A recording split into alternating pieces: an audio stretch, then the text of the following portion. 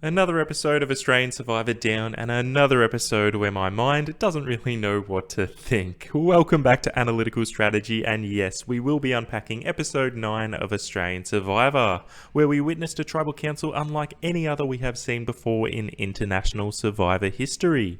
So the immunity challenge ended up occurring pretty quickly in this episode, and it was revealed early on that both tribes would be going to tribal council. So I wasn't as disappointed at the spoilers in the preview now, as it was revealed extremely early in this episode. Rather than playing for tribal immunity, the contestants were now playing for individual immunity, with there being 2 winners per tribe. These winners would also win a reward, and then have some secret powers to be later revealed at tribal that no one in the game was aware of until tribal council. Now, when Jonathan said the words, both tribes are going to tribal council to vote someone out, I was extremely confident that only one person would be going home. However, I was also extremely confident that both tribes would be voting as one for just one person, rather than how it all played out, so in the end my predictions were actually wrong. But I do still think it is a very important lesson in these unique situations to listen to the terminology the host is stating. As if 2 people were going home, I think this would have been clearly established, rather than specifically saying to vote someone out. Now I'll get into the strategy of each individual tribe shortly, but I was also personally baffled that no one in the game thought the same thing as me, and everyone seemed to think that 2 people were going to be going home. I personally would have had a plan A for voting for someone out just in my immediate tribe, and then I likely would have also had a plan B, where I would have rallied the whole tribe together to try and vote as a unit for someone in the opposing tribe, in the case it was a true joint tribal council. But maybe this was specified by producers in advance so they didn't waste their time in making these said plans. Now the actual design of this challenge, I think it was a brilliant concept, giving the individual versus tribal aspect that you could work together to get to the individual portion of the challenge, or you could just run ahead and get there yourself to get a head start on getting that individual immunity. The newly formed Brain tribe ended up sticking together until the end, whilst the newly formed Brawn tribe decided to split towards the latter component of the challenge. So in the end, the Brawn side's members did win this individual immunity first with Andrew, and then followed by a surprising victor in Wei, especially as one of the last people to get over the beam as well, so I was super stoked for Wei taking this one out. Then later on the Brain tribe, we saw Emmett win first, followed by Rachel, who likely could have been in trouble again this episode, so great work to her as well for winning this individual immunity. I actually think Emmett saying he's a team man could have been a pretty smart play for him, so his whole tribe would get to the end of that challenge together, and then he personally backed himself to beat them in the individual component if it was a fair playing field without anyone running ahead. So I think this was actually a pretty good move by him overall. But great work overall to those 4 for winning those individual immunities. Also, it was a little bit weird that they had one individual idol between 2 people rather than a necklace each.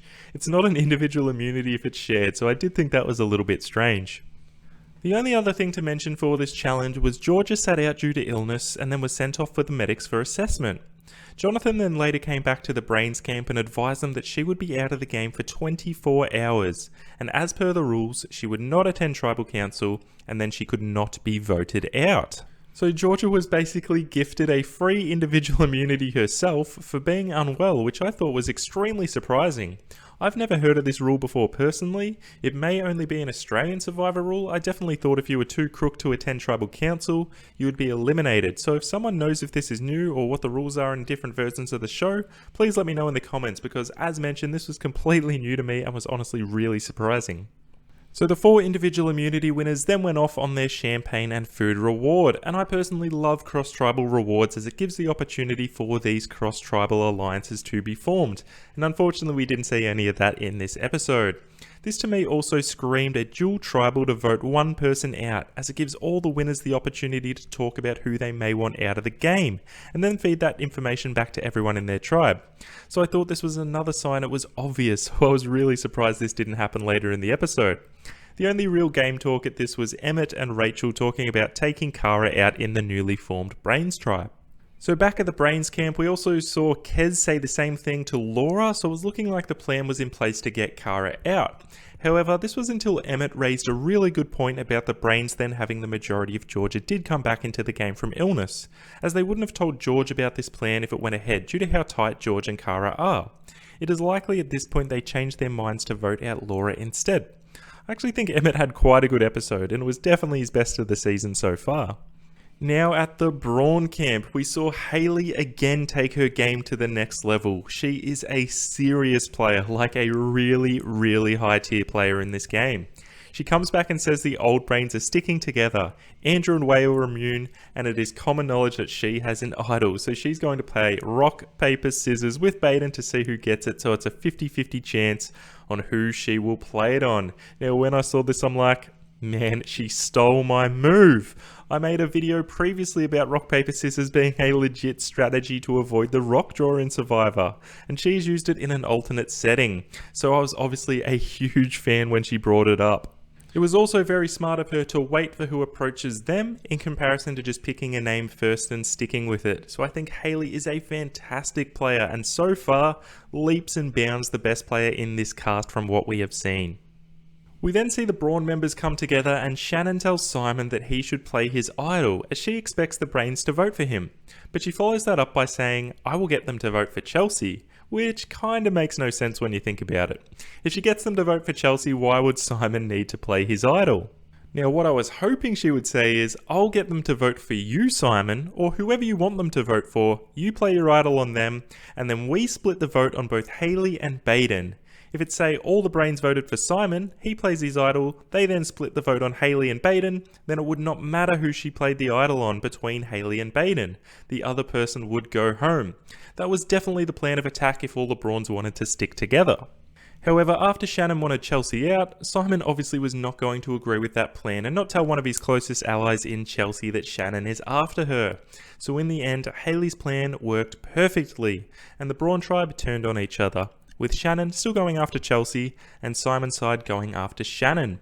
It then comes down to Hayley and her brains to decide what's best for them. Everyone then strolls in together to the one tribal council, and again, this is so bloody obvious one person is going home. Otherwise they would have just had separate tribals. They also put all their votes in the one urn, so I was still expecting the person with the most votes in that urn to go home.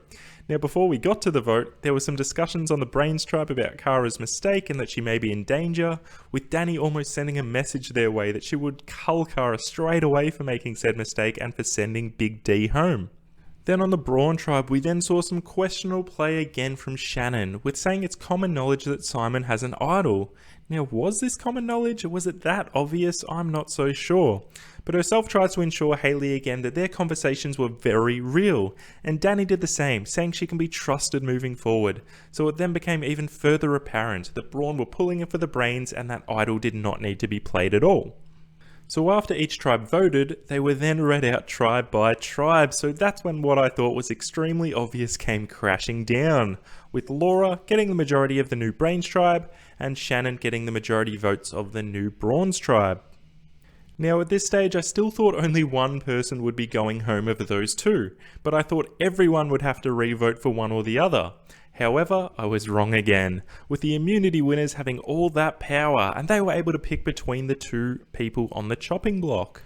Wow, what an immunity to win! Now I'm not a massive fan of this twist to be honest, as it just seemed like they were trying a little bit too hard. To be like, alright, twist one, let's make a joint tribal council. Alright, let's add another twist, that they vote one person out each. Hang on, wait, no, let's just make it so they just vote out one person. Wait, let's add one more twist that the people who win immunity get all the say. And if they can't, let's add another twist that they're going to go to fire. It did just seem a little bit too much for me overall, and it was overcomplicated for no real reason to be. Also, the people that won that immunity were weighted 3-1 in the original Brains, so I thought it was going to be a pretty clear-cut vote of Shannon going home. Well, that was until Wei said that she wanted to keep Brawn 2.0 strong and keep Shannon in the game moments after just voting her out of the game. There was the opportunity to have an easy 4-brain, 4-brawn split, with it being divides on the Brawn tribe so the brains would have all the power. But she almost decided to keep Shannon in the game, which could have given Brawn back the power, which would have been a huge mistake. But ironically, Simon, one of those Brawns, convinced away otherwise, and in the end it was a unanimous decision to take Shannon out of the game. Now Shannon to me will be missed. She definitely had some good knowledge overall for Survivor, but in the end she was a little bit too fixated on just beating Simon, and had tunnel vision, which can be costly in the game of Survivor. But what a crazy episode, and I am definitely keen for a few days break to unwind and unpack it all before it starts again this Sunday. Honestly, I'm just hoping for a couple of straightforward standard Survivor episodes without any surprises or twists in store. But in this season, it doesn't look like that will be happening anytime soon. Again, if you are enjoying these breakdowns, remember to subscribe and leave a comment of whether you are enjoying this season so far. As always, a huge thank you for everyone for listening. This is Analytical Strategy signing out, and I will see you on my next video. Bye for now.